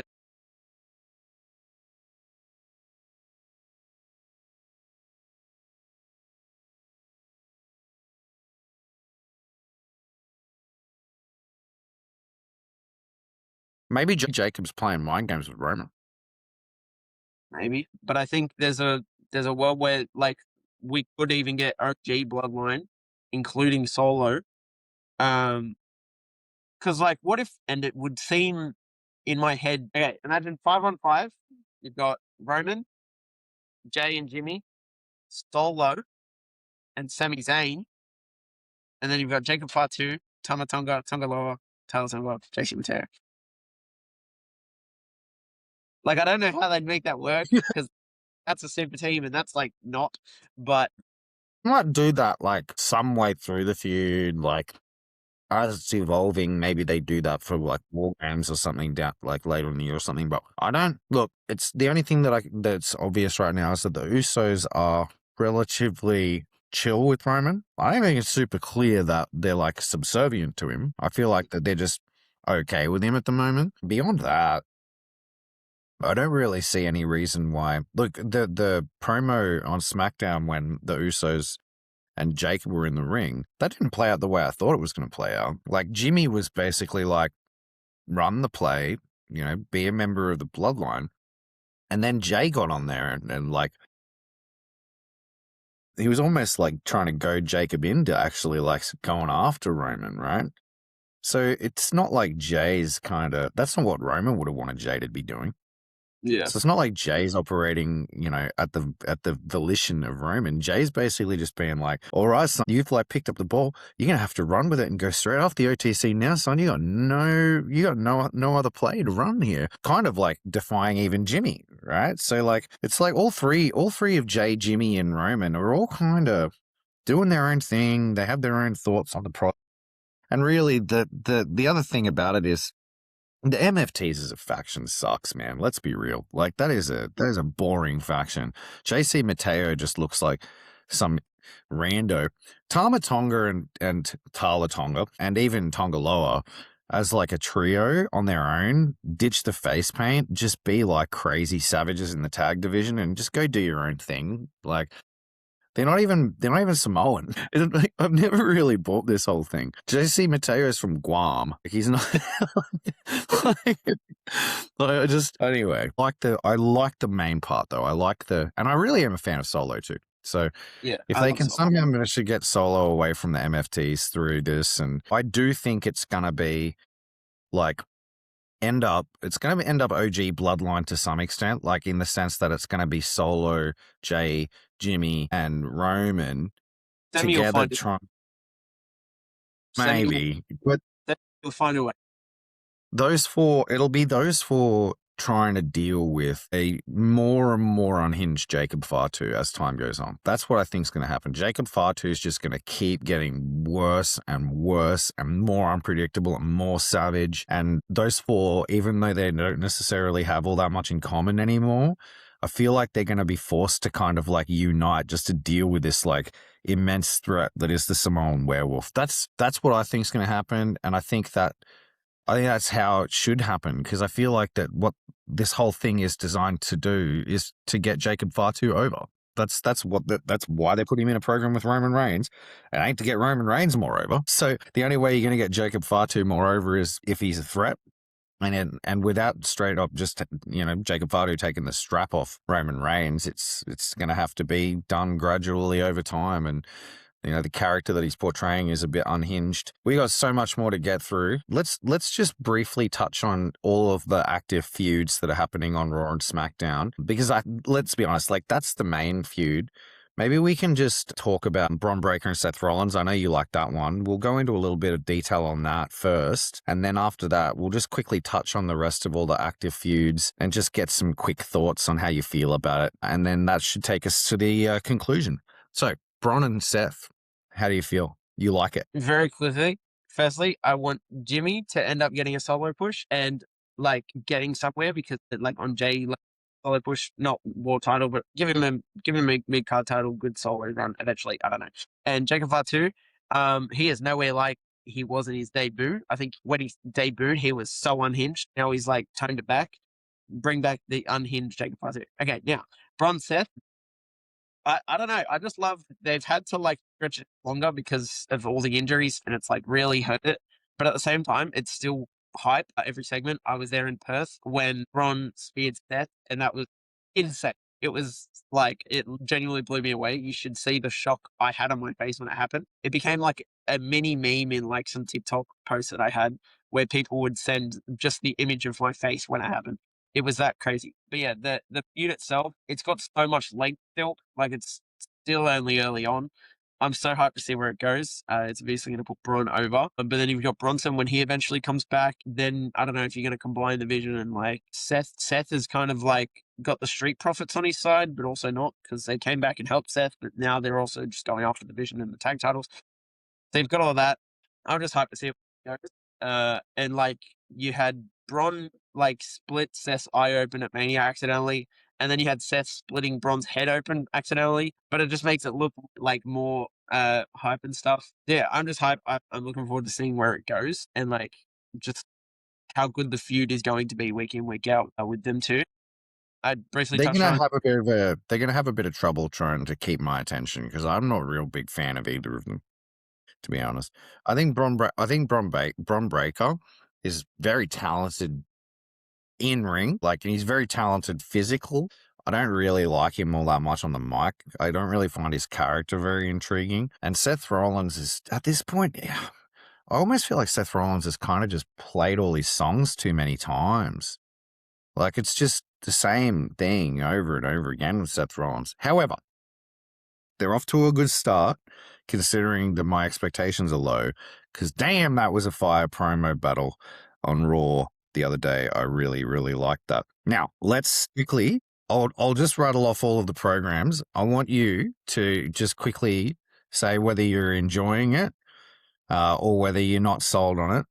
I also will caveat that by saying, if you want to talk a little bit more about why, that's also fine. So just basically, we'll start like this: Street Profits versus the Vision, featuring Joe Hendry and Seth Rollins. I don't know, yeah, like, unless you want to put it. How are you feeling about that one so far? it's only very fresh. I don't get who the Vision are feuding with. Like, are they feuding with Speed? Are they feuding with Street Profits? Are they feuding with Joe Hendry? Are they feuding with the Usos? Like, it's very confusing. But LA Knight. Yeah, and I like they're feuding with everyone and no one at the same time. So yeah, that's pretty much what I have to say about them. Joe Hendry's song, you like this song? Yeah, it's he's had so many good songs, and they like that one was probably one of the weaker ones to be honest for me. Yeah, you're right. But like the Ethan Page and taking his clothes off, that was a really good one. um, Yeah, yes, it was. uh, Well, that's a good segue, Caleb. That's a good segue. Firstly, I'm thumbs up on Joe Hendry and the Street Profits up against the Vision. I I like think it. the Street Profits have been away for long enough where it's interesting to see them again. And the Vision bore me to tears. So if you're going to put Joe Hendry in there with them, it's one way to get me to watch them. Ethan Page, though, I know you're a fan. I know you like the call up. You mentioned him by name, so let's talk about it. This Penta Rusev Javon Ethan Page feud, I'm buying. I love it. I love all the performers in it, and I think that me and you both agree that this ends with the strap on Ethan Page. How do you feel about this particular feud? Yes, one thing. Firstly, I thought that this would equal a Fatal 4-Way at Backlash. I don't think that's happening anymore because we've already got 3 Raw matches on Backlash, and we have nothing on from SmackDown. So I don't think that this is going to be on Backlash. I think it'll start with like a tag match with Penta and Javon versus Rusev and Ethan Page, and then Rusev's gonna like be sick of Ethan Page and turn on him instantly, and then Penta and Javon's just gonna want the strap, so he's gonna like be after Penta as well. So it's going to lead to a fatal 4-Way. What's the pay-per-view after Backlash?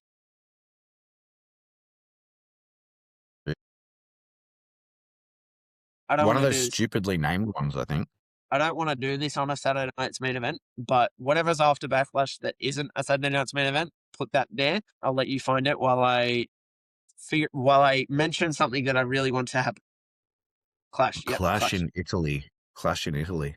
Put this in Clash. Because you've got Rusev, who's also from Europe, so that's just kind of something. But yeah, I think And Ethan Page is from Europe, right? Canada's in Europe, isn't it? no. Oh, shit. Sorry, my bad. As a joke. Okay, I thought so. Yeah, I saw a suggestion by someone. I think it was in a Santi video, and I thought it is perfect. Like this has to happen in my head. I want it to be a fatal 4-Way, and I want Ethan Page to fall on the champion and win, just like he did in NXT on like his third match, or his like debut, his first title shot. He ended up just winning the NXT title by. Time's up.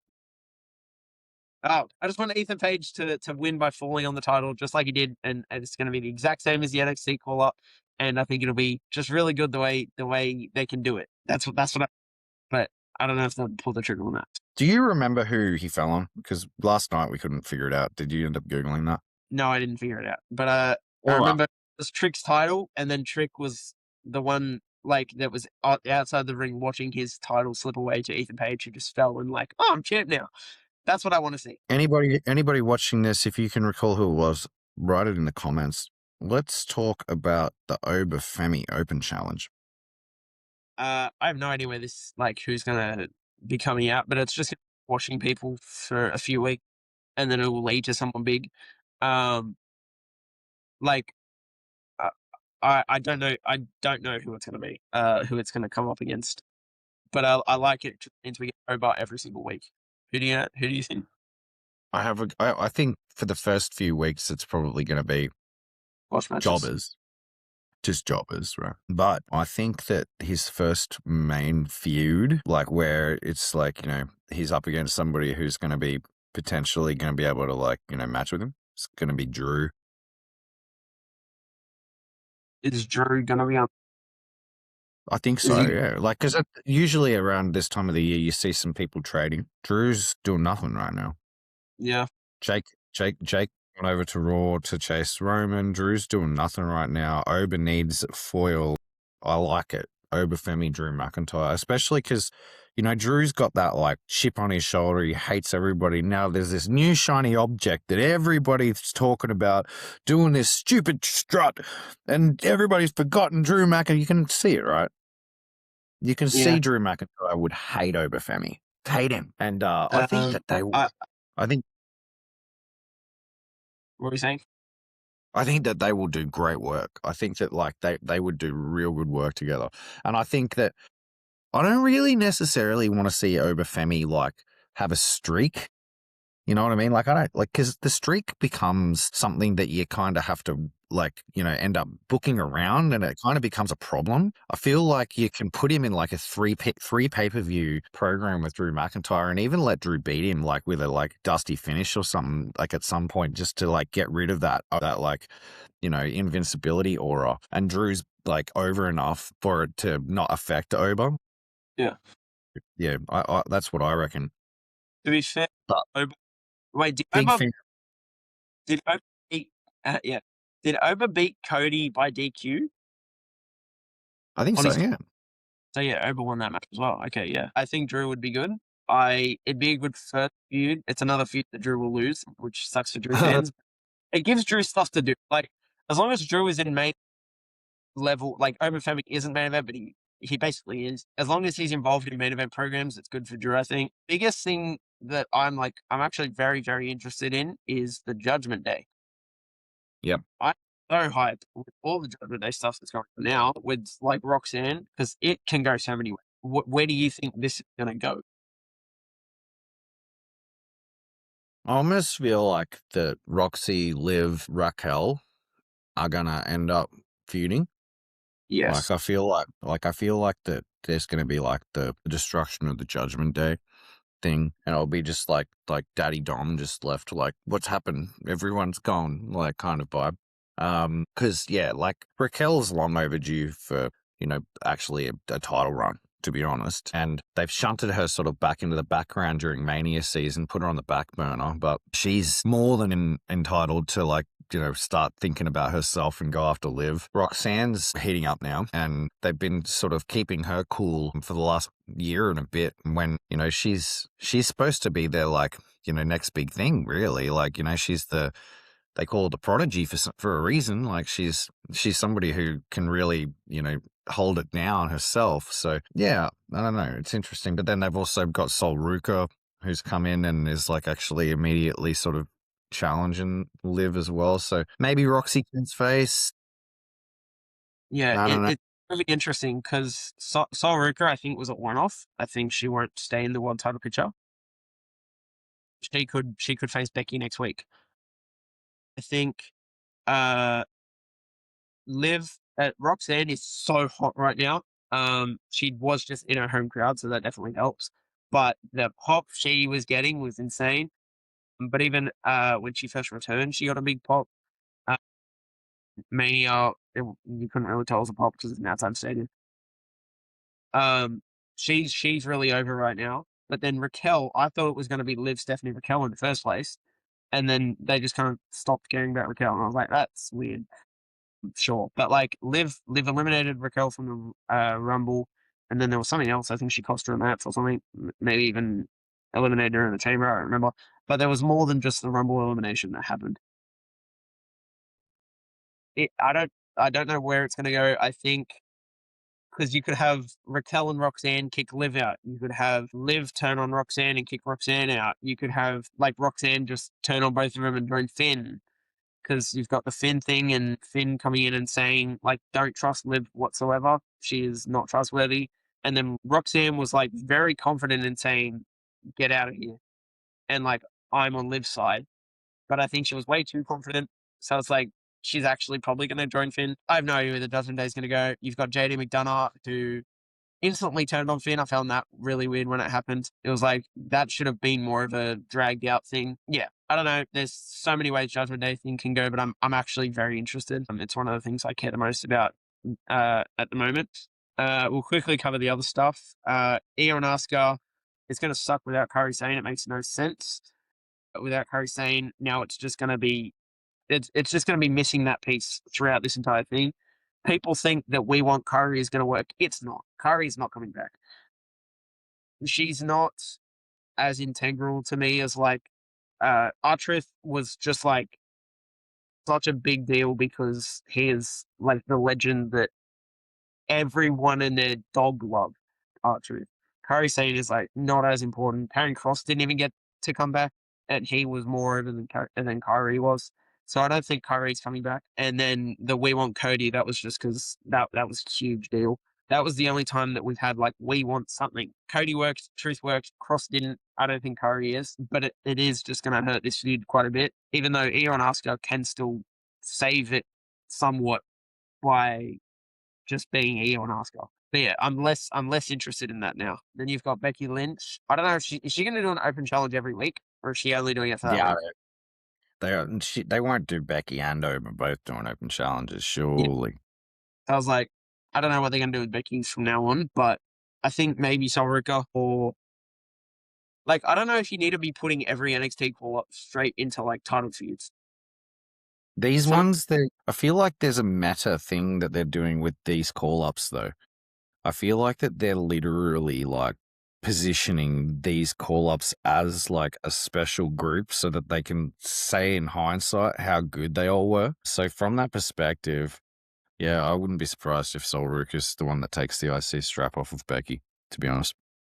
I don't know if like Becky holds it for a while and then Sol comes and gets it, or if it's like Sol's going to come next week and they instantly start feud.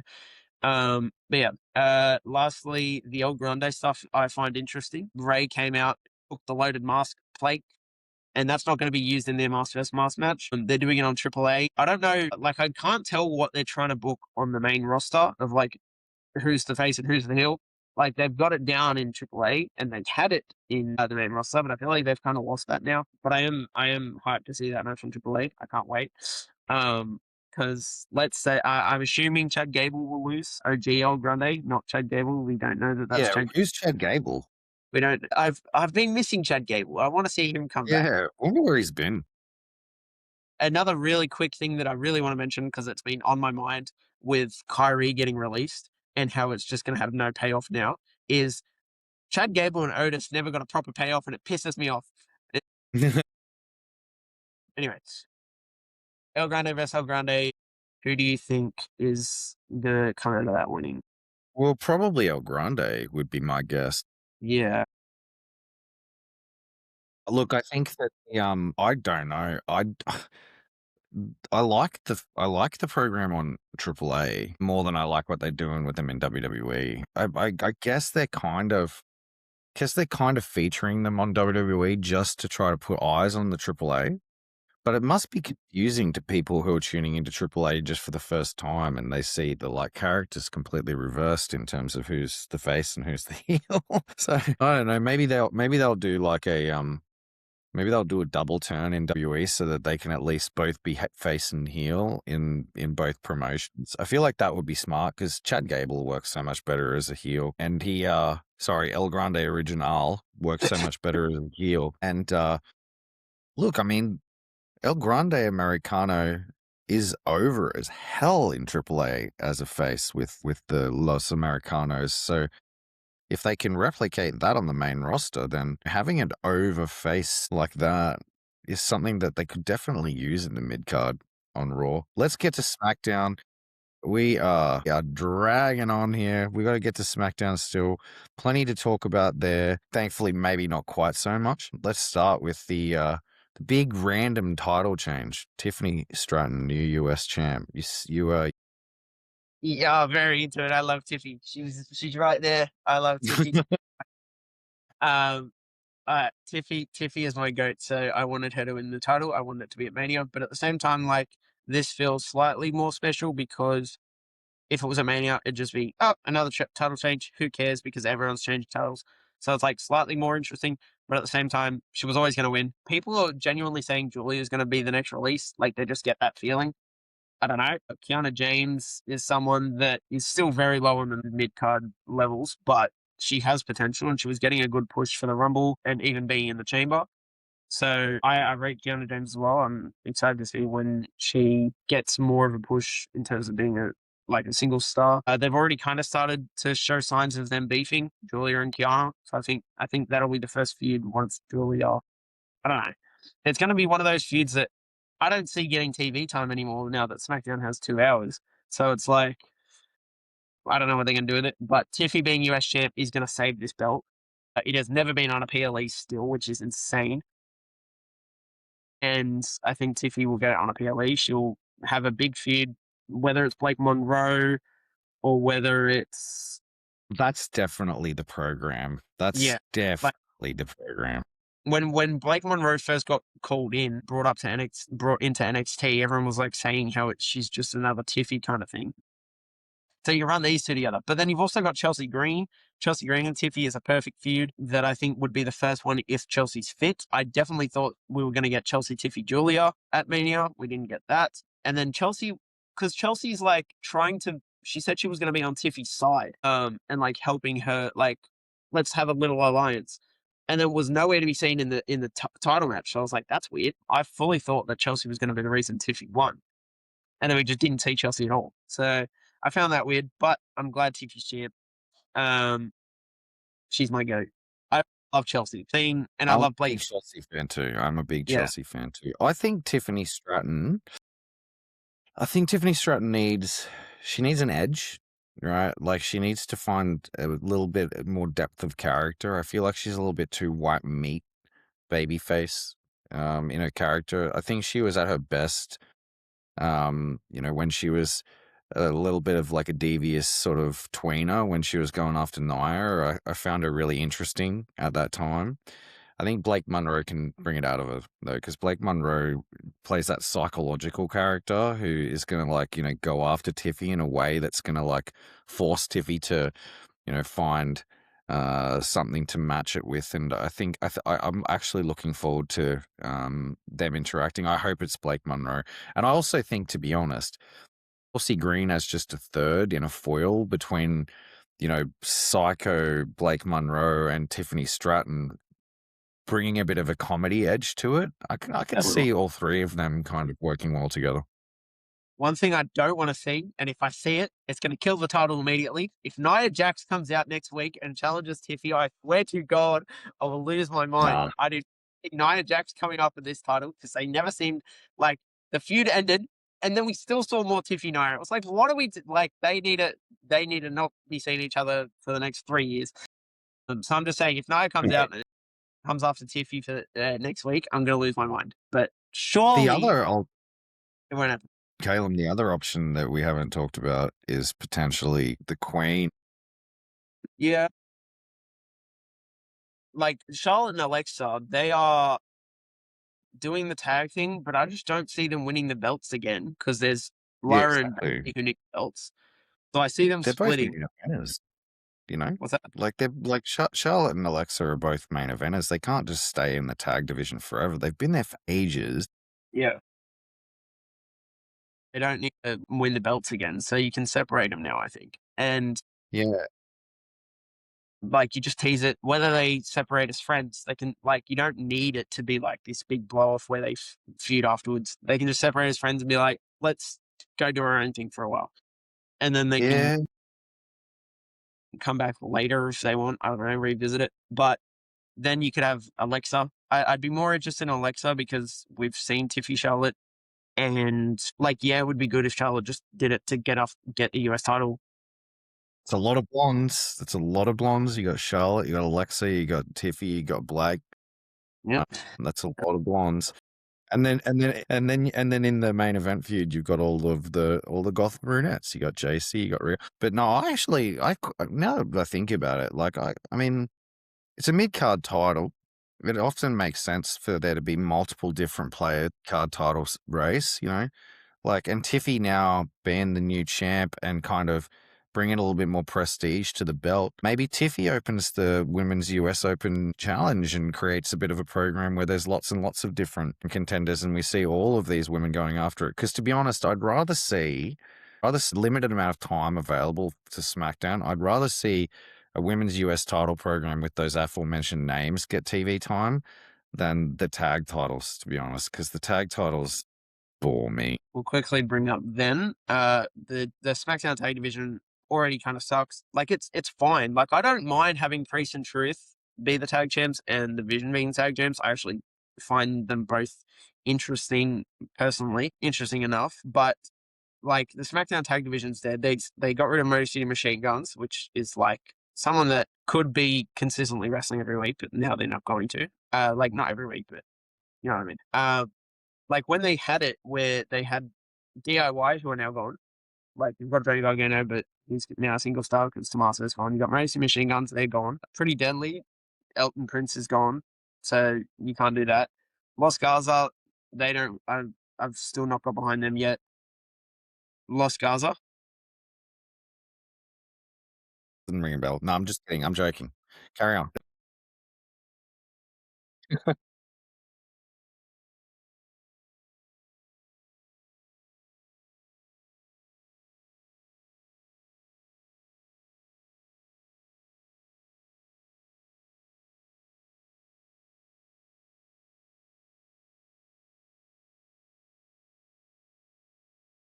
Gone.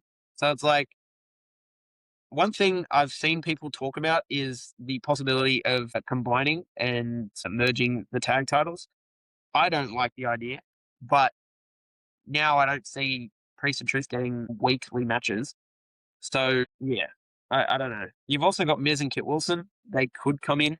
Like, that'd be a good next tag champ, I think. I wouldn't mind seeing like a Logan Paul and Austin Theory having all 4 tag belts thing. I feel like it'd suit Logan Paul to get around with like 2 belts like a dickhead. Like that'd be good, you know what I mean? And it'd be a good way to also not necessarily like permanently merge the belts together, but just like have them like almost like the Usos and Sami Zayn and Kevin Owens did when they had the 4 belt era. Yeah.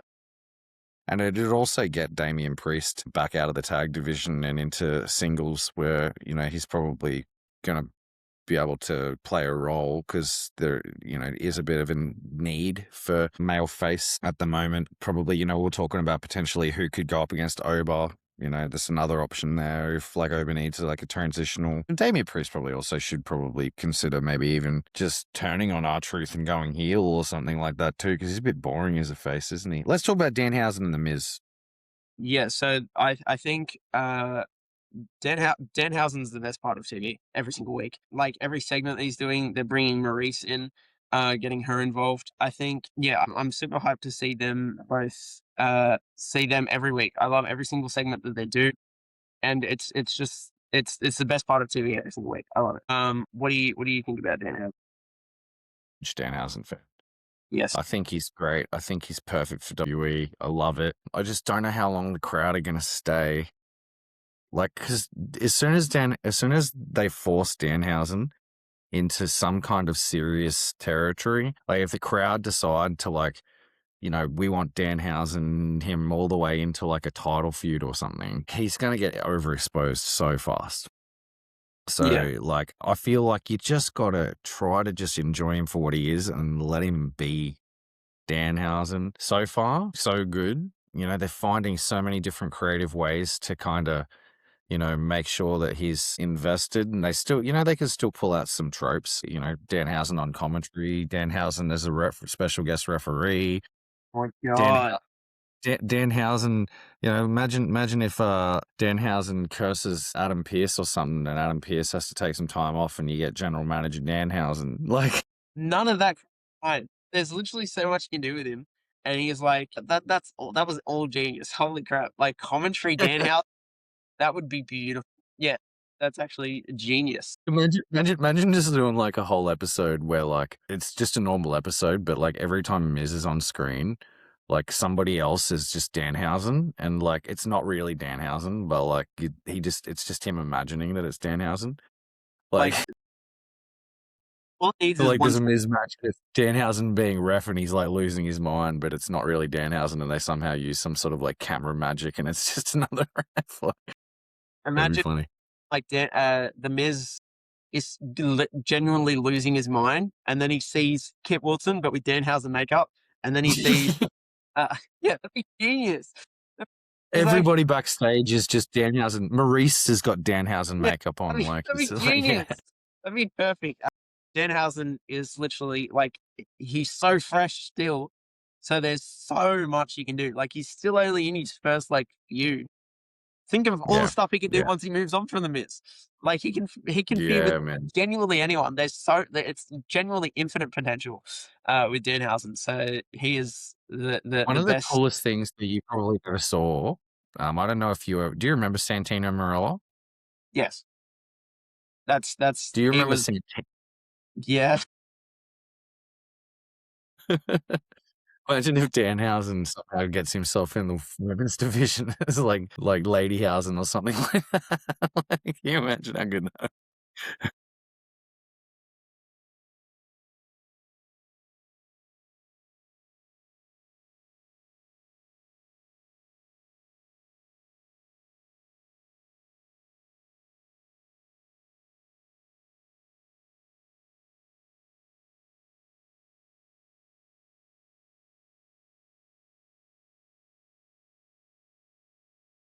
It feels to me like this leads to a Miz and Danhausen tag team title run. That's what it feels like to me. The Miz and It's- Danhausen. Not yeah, it feels to me like this leads to like this, not like Miz becomes like proper friends with Danhausen, but just like that whole trope of like Team Hell No, right? Like where like, you know, wait. Danhausen curses Kit Wilson again. Kit Wilson and The Miz finally get a tag title opportunity. Then yeah, Kit and Dan not there makes anymore. Danhausen steps in. Then they win. yeah. Yeah. That's probably what's gonna happen.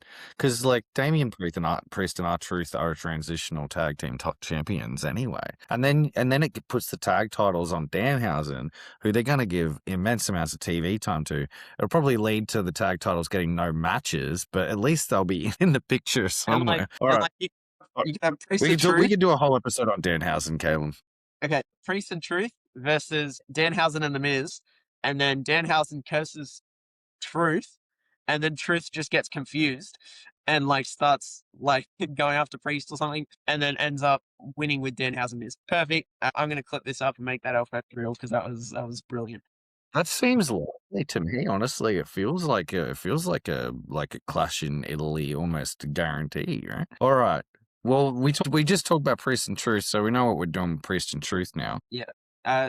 He as the gingerbread man, I just thought that was really like just having him still feuding with Trick, like it's not over. I'm glad that that's still going because it is like a really, really good feud that I'm actually enjoying, even though I don't like Sami Zayn. That it's why it's enjoyable for me. And like, yeah, I knew he was the gingerbread man and because what happened was I saw someone point this out and I was like, oh my god, how did I realize when there was a worker coming up to Trick and was like, "Hey, Trick, really quick before you go out," and then he pimp slapped him. That worker was actually trying to tell Trick that Sami Zayn's in the gingerbread costume, but he didn't get the words out. And that's what was meant to be happening, apparently. And then also when they did the entrance, I didn't actually notice this bit, but Sami was doing like his Semi Uso dancing, so that was a little teaser, I guess.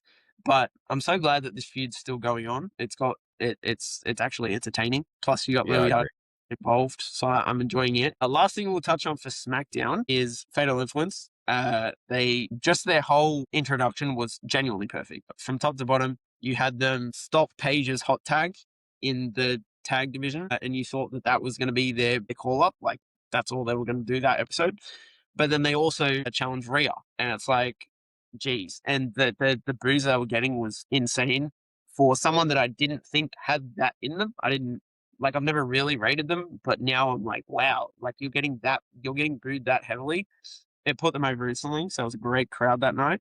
And you can do so much with them. Like it's a proper heel women's faction, and it's like not just people strung together like Michin and B-Fab and Jade. Like they've been cooking on NXT as a faction together, and now they're coming up as a faction together. And then you've got JC as like the main eventer, and then you can have Fallon and Lady Reed going after the tag belts. It's literally the perfect call up. And they were the ones that I was least caring about, and now I kind of care about them the most. I can't wait to see what they do. Yeah, man. Go JC, because she's toiled on NXT. She's been there for so long, and she was like, there was a period of time back just after Fatal Attraction Yes. broke up where Gigi Dolan and JC Jane feuded. And it was like the main program of the NXT Women's Division there for a month or so. And I thought JC Jane looked amazing during that program. And then they just cooled right off on her. And they just, put her in like, lower card feuds, had her running around with Thea Hale. And, for a very long time there, it looked like that they just didn't really have anything for JC. And then out of nowhere, put the strap on her and, didn't just take it straight back off her, actually built her up. And now look at her. And she's great, man. Like, she's one of the most true, like, natural heels the WWE's had in ages. Like, she's like a proper heel. Like, you can barely even imagine her being a face. She's just a natural heel, and the crowd picked up on it instantly. Yeah, I think she's gonna do some amazing stuff. I feel bad for, Chelsea Green, because, Chelsea Green's probably going to be supplanted pretty heavily in the hierarchy of the SmackDown Women's Division by JC Jane and Fatal Influence. But at the same time, I think Chelsea Green's probably, a bit more of a comedy person anyway. But yeah, stoked on that. Interesting new feud. Very interesting. Very interested to see what they do with Rhea. Is it a feud with Rhea, or was that a one-off? Like, that's the thing that I don't. When NXT call-ups are happening, I don't know if they're feuds or if it's just one-off. You lost. Okay, you can do something. Generally, it either goes one of two ways. Like, either it's like they very rarely just do a one-off, but it might be like a month or something just to like get some shine on the NXT performer, or it's a feud. So, like, for example, years and years ago when they called up the Iconics, they debuted the Iconics in a program with like the main eventers, and the Iconics stayed in that program, but only for about a month, and then they called them off and pulled them back. But it was just to kind of like, feature them as much as possible for the first month. Usually when they do that, though, the main eventer is also in a program with another main eventer, and it's kind of like they're there as the spoiler. So, you might see Rhea Ripley get challenged, maybe a Charlotte or something like that. And then you've got JC coming out being like, Charlotte, you've had enough chances, you scrag, blah. Like, that kind of stuff is pretty common sort of way that they book it. But yeah, who knows? I'm curious to see what they do with Rhea, because I feel like the crowd's starting to get a little bit sick of Rhea, to be honest. And yet it produced that loud boos because it was against Rhea as well. So it's like maybe people would. I don't know. I do see what you mean. Like, it has kind of like, like, no people when she won, no one really cared. Like, but that Rhea also, and Cody are in a very similar situation, I feel like, where the crowd likes them, but the WWE hasn't given the fans much reason to really care that much about either of them for their own reasons. Rhea's been, gallivanting around with this BFF EO Sky thing for God knows how long, and Cody Rhodes kind of, he's kind of like, being a little bit unscrupulous, and he's also, the crowd kind of like Randy more than him and stuff like that. So I feel like they kind of have to do something. If they're going to keep Rhea face, they have to kind of put her into some peril. They have to like give her somebody who will actually put her in adversity. JC's just put a hand right up with the crowd booing her that much. So I do think it's a program now. If it wasn't before, I feel like it is now. I feel like the crowd's made it a program. it might have only been intentionally been a one-off, but now they're going to swerve it because it was so hot. But then, like, it's a perfect way to start. She was in the ring, and like with the Bella twins and Paige and Charlotte and Alexa, and now she was in the ring with Rhea, and now she's going to be in the ring with Charlotte next week. And then you've also got Rhea and Charlotte having that face off of like, Charlotte was like, you didn't get the job, she's still, I can't remember what it was. It was like I can't remember what they said, but it looked like they're teasing Charlotte and Rhea again. So yeah, SmackDown. I enjoyed SmackDown after Mania way more than I enjoyed Raw after Mania. I thought SmackDown was like actually interesting, and Raw was like, yeah, it was kind of boring for Raw after Mania.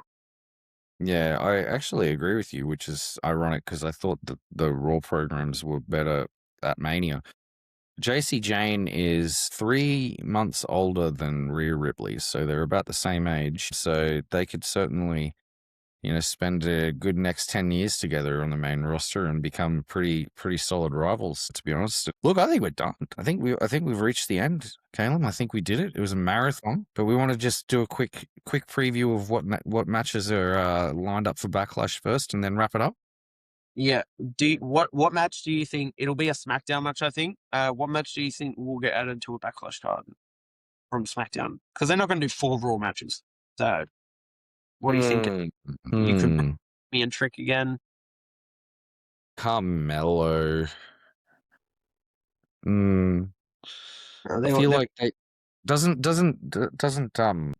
what's the GM's name? Magnus. Oldest, Yeah, didn't Aldous kind of promise Carmelo a rematch with Trick?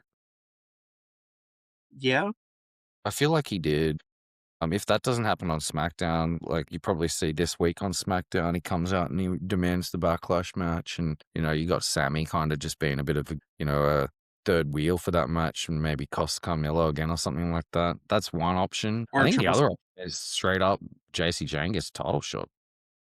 Oof, that could work. Because like Cody doesn't really have anything. I think Cody's first feud could be Ricky Saints. We never talked about that. Ricky Saints is coming up on SmackDown this week, the one that's coming, and I think he could have his first feud against Cody.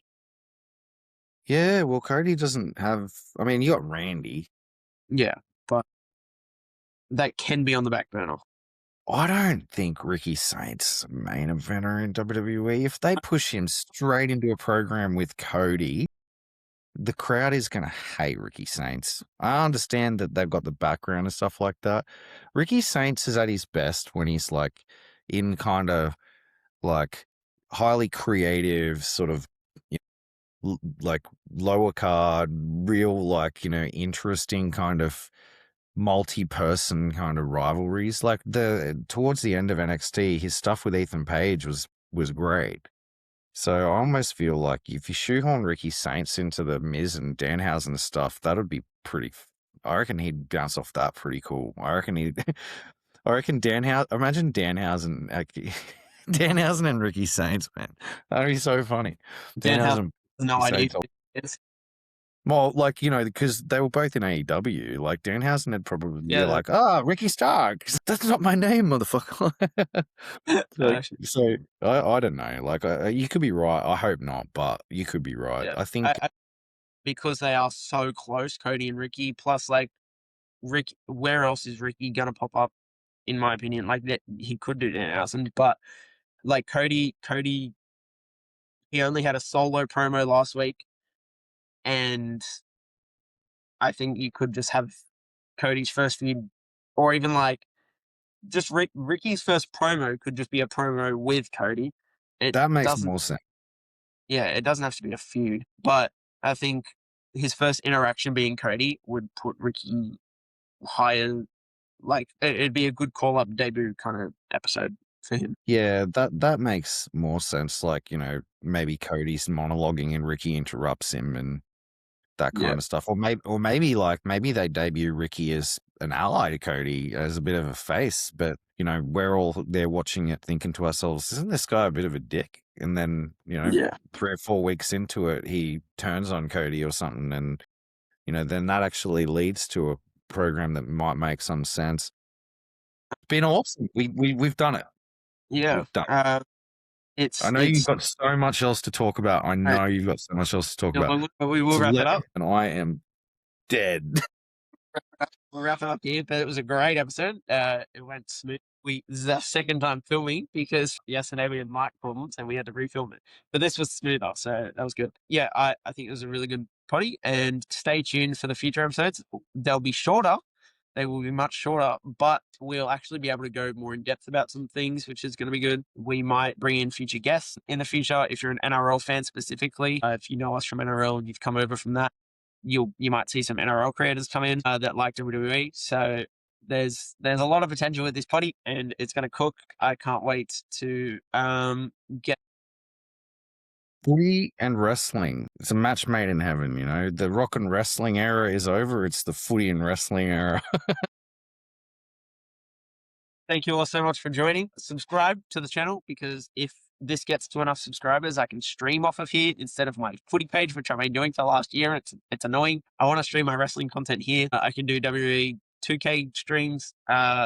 There's a lot of stuff I can do on this YouTube channel, but we need to subscribe to it. So subscribe if you like the potty, like the video, comment, share it, do it so we can get this to a good start. Thank you all so much for watching. Thank you, Mac, for joining me in this first episode. It was brilliant.